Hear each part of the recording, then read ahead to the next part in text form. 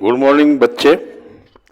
आज के वीडियो में हमने इतिहास से कुछ सवालों का चयन किया है और जिन सवालों को हमने चयन किया है मेरी दृष्टि में काफ़ी अनिवार्य सवाल हैं। इन्हें जानना बड़ी आवश्यक है आप तमाम छात्रों के लिए। तो बगैर देर किए जुड़ जाएं और मैं बतलाता हूं कि मेरा पहला सवाल है कि सिंधु घाटी की सभ्यता किस काल की है। मेरे प्रश्न को बड़ी ध्यान से समझेंगे, सुनने का प्रयास करेंगे कि सिंधु घाटी की सभ्यता किस काल की है।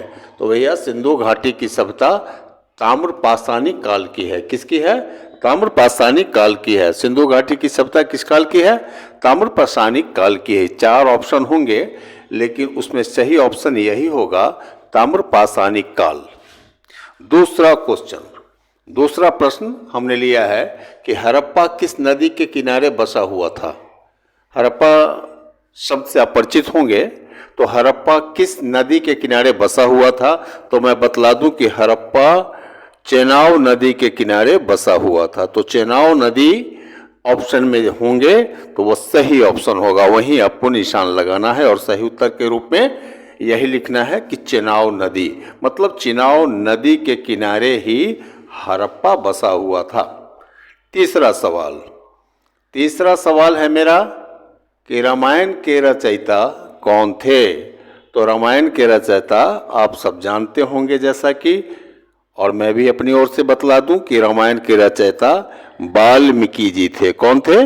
वाल्मीकि जी। ठीक है ना?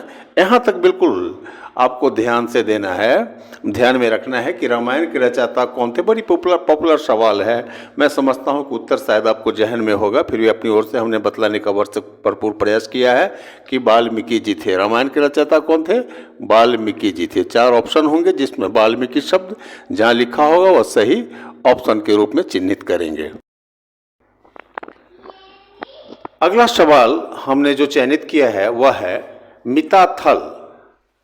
ध्यान देंगे, मिताथल नामक संदर्भ स्थल कहाँ है? प्रश्न है मिताथल नामक संदर्भ स्थल कहाँ है। तो भैया मिताथल नामक संदर्भ स्थल गुजरात में है। कहाँ है? गुजरात में है। तो 4 ऑप्शन तो होंगे ही आपके समक्ष, लेकिन जो गुजरात जहाँ लिखा होगा चारों में वो सही उत्तर के रूप में आप चिन्हित करेंगे। ठीक है? यहाँ तक समझ में आ रही मेरी बातें। अगला सवाल को हम लेते हैं, हड़प्पावासी किससे अपरिचित थे। तो भैया हड़प्पावासी जो थे वो चीनी से बिल्कुल अपरिचित थे। हड़प्पावासी किस चीज से अपरिचित थे? तो चीनी से अपरिचित थे। तो चीनी इसका सही विकल्प है, करेक्ट आंसर चीनी है। राजतरंगिणी के लेखक कौन थे? तो राजतरंगिणी के लेखक भैया कलहन थे। कौन थे? कलहन थे। तो 4 ऑप्शन में कलहन शब्द जहां आपको मिलेंगे तो वो सही ऑप्शन के रूप में उसे चिन्हित करेंगे आप कि राजतरंगिणी के लेखक कौन थे। तो आप क्या कहेंगे? कलहन थे। राजतरंगिणी के लेखक कौन थे? कलहन थे। ठीक है? यहां तक। अगला प्रश्न को हम लेते हैं। अगला प्रश्न भैया जो बड़ी महत्वपूर्ण प्रश्न है मेरे दृष्टि में वह है सिंधु घाटी की सभ्यता कब प्रकाश में आई। मतलब सिंधु घाटी की सभ्यता कब जानकारी में आई। तो इसका सही उत्तर होगा भैया 1921 और 1922 के बीच में। कब? 1921 और 1922 के बीच में। अगला प्रश्न को हम लेते हैं, महाभारत के रचयिता कौन थे। बड़ी पॉपुलर सवाल है। मैं समझता हूं कि आप निश्चित रूप से इसे जानते ही होंगे कि महाभारत के रचयिता वेद व्यास थे। कौन थे? वेद व्यास थे। तो 4 ऑप्शन में जहां वेद व्यास ऑप्शन हो वो बिल्कुल सही उत्तर माना जाएगा। कौन थे महाभारत के रचयिता? वेद व्यास थे। ठीक है ना? अगला प्रश्न को लेते हैं कि विशाल स्नानागार कहां से मिला है। विशाल अन्नागार। मेरा प्रश्न है कि विशाल अन्नागार कहां से मिला है। तो विशाल अन्नागार भैया मोहनजोदड़ो से मिला है। कहां से मिला है? मोहनजोदड़ो से मिला है। करेक्ट उत्तर क्या होगा? मोहनजोदड़ो। 4 विकल्प में जहां मोहनजोदड़ो हो वो सही विकल्प के रूप में आप चिन्हित। प्रश्न, संदर्भ सभ्यता में उसका बंदरगाह कहां था। उसका मतलब संदर्भ सभ्यता में बंदरगाह उसका कहां था।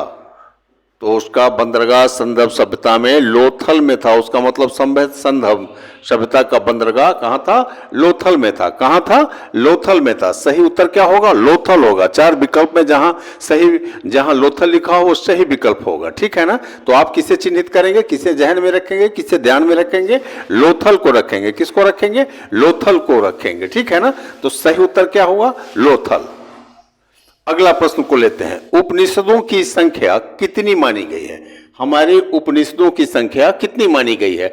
तो भैया हमारे उपनिषदों की संख्या 108 मानी गई है। कितनी मानी गई है? 108। उपनिषदों की संख्या कितनी मानी गई है?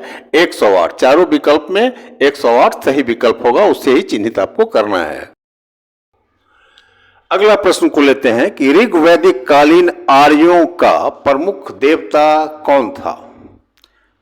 प्रश्न को ध्यान में रखेंगे बिल्कुल और समझने का भरसक प्रयास करेंगे कि ऋग्वैदिक कालीन आर्यों का प्रमुख देवता कौन था? तो आर्यों का प्रमुख देवता ऋग्वैदिक काल में पुरंदर था। कौन था? पुरंदर को कहा गया है। ठीक है ना? अगला सवाल को देखें। उत्तर वैदिक समाज में सर्वशक्तिशाली वर्ण कौन था? तो उत्तर वैदिक काल में सबसे शक्तिशाली वर्ण ब्राह्मण को माना गया है। तो सही उत्तर क्या होगा? ब्राह्मण। 4 ऑप्शन होंगे, लेकिन जहां ब्राह्मण आप देखेंगे उसे आप चिन्हित करेंगे, सही उत्तर के रूप में लिखेंगे। प्रश्न क्या था कि उत्तर वैदिक समाज में सर्वशक्तिशाली वर्ण कौन था? तो सर्वशक्तिशाली वर्ण ब्राह्मण था। अगला प्रश्न को हम लेते हैं। जैनों के प्रथम तीर्थकार कौन थे? बड़ा महत्वपूर्ण सवाल है, बड़ा महत्वपूर्ण और पॉपुलर विख्यात सवाल है ये। क्या है ये सवाल कि जैनों के प्रथम तीर्थकार कौन थे? तो भैया जैनों के प्रथम तीर्थकार ऋषभदेव थे। कौन थे? ऋषभदेव। कौन थे? ऋषभदेव। 4 विकल्प में जहां ऋषभदेव लिखा होगा वो सही उत्तर के रूप में आप चिन्हित करेंगे। चलिए अगला प्रश्न को हम लेते हैं। अगला प्रश्न है मेरा कि जैन तीर्थकार किस वर्ण के थे? जैन तीर्थकार किस वर्ण के थे? तो जैन तीर्थकार महावीर। इसका सही उत्तर क्या होगा? महावीर वर्ण के थे। अगला प्रश्न को हम लेते हैं। वर्धमान को महावीर की संज्ञा क्यों दी गई थी? वर्धमान को महावीर की संज्ञा क्यों दी गई थी? तो भैया वर्धमान को महावीर की संज्ञा अतुल पराक्रमण दिखाने के लिए दी गई थी। किसके लिए दी गई थी? अतुल पराक्रम दिखलाने के लिए दी गई थी। चारों विकल्प में यह विकल्प सही होगा, इसे ही आपको चिन्हित करना है और ध्यान में रखना है, ख्याल रखना है। चलिए अगला प्रश्न को हम लेते हैं। गौतम बुद्ध का जन्म कहाँ हुआ था? भैया गौतम बुद्ध का जन्म लुम्बिनी में हुआ था। कहाँ हुआ था? लुम्बिनी में हुआ था। अभी वर्तमान काल में लुम्बिनी कहाँ है? नेपाल में है। कहाँ है? नेपाल में है। ठीक है ना? 4 ऑप्शन होंगे, चारों ऑप्शन में जहां लुम्बिनी लिखा होगा उसे आप जहन में रखेंगे, सही उत्तर के रूप में उसे ही आपको चिन्हित करना है। ठीक है ना? लुम्बिनी याद रखेंगे। अगला प्रश्न, अभी तुरंत बतलाया था कि गौतम बुद्ध का जन्म स्थान कहाँ हुआ था, तो इसका सही उत्तर था लुम्बिनी में। अगला प्रश्न को हम लेते हैं कि गौतम बुद्ध की मृत्यु कब हुई थी? गौतम बुद्ध की मृत्यु कब हुई थी? तो भैया गौतम बुद्ध की मृत्यु 641 ईस्वी पूर्व हुआ था। कब? 641 ईस्वी वर्ष पूर्व। 4 ऑप्शन होंगे आपके समक्ष, चारों ऑप्शन में सही ऑप्शन क्या होगा? 641 ईस्वी पूर्व। चलिए अगला प्रश्न को लेते हैं। भगवान महावीर का जन्म कब हुआ था? अगला प्रश्न क्या है कि भगवान महावीर का जन्म कब हुआ था? तो भैया भगवान महावीर का जन्म 547 ईस्वी पूर्व हुआ था। कब हुआ था? 547 ईस्वी वर्ष पूर्व हुआ था। कब हुआ था? 547 ईस्वी पूर्व हुआ था। भगवान महावीर का जन्म कब हुआ था? 547 ईस्वी वर्ष पूर्व हुआ था। चलिए इसी क्रम में एक बात मैं अपनी ओर से दोहरा दूं कि जो बच्चे अभी मेरे वीडियो से नए जुड़ रहे होंगे या नए देख रहे होंगे वो कृपया कर मेरे चैनल को सब्सक्राइब कर दें और लाइक का बटन दबा दें। ठीक है ना? चलिए अगला प्रश्न को हम लेते हैं। गौतम बुद्ध का जन्म कब हुआ था?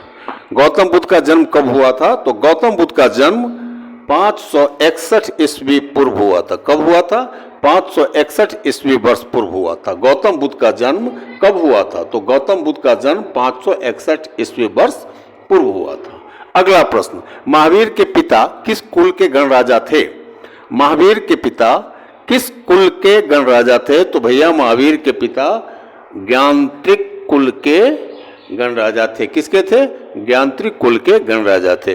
तो भैया मैं बतला दूं आपको कि जिन सवालों को अभी मैं चयन करके और इकट्ठा किया है वो आपके लिए, और ये तमाम सवालात जो मैं अभी बतलाया हूँ इस वीडियो में वो काफ़ी अनिवार्य है। इसको ध्यान से देखेंगे, मैं समझता हूँ कि इससे लाभान्वित होंगे।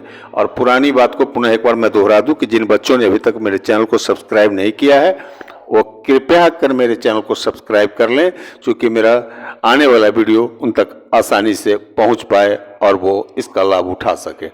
तो आज के क्लास में इतना ही, और मैं फिर दूसरी वीडियो में इसके आगे बतलाऊँगा। तब तक के लिए आप अभ्यास करें, कुशल रहें, यही हमारी शुभकामना है आपके साथ। धन्यवाद आपको।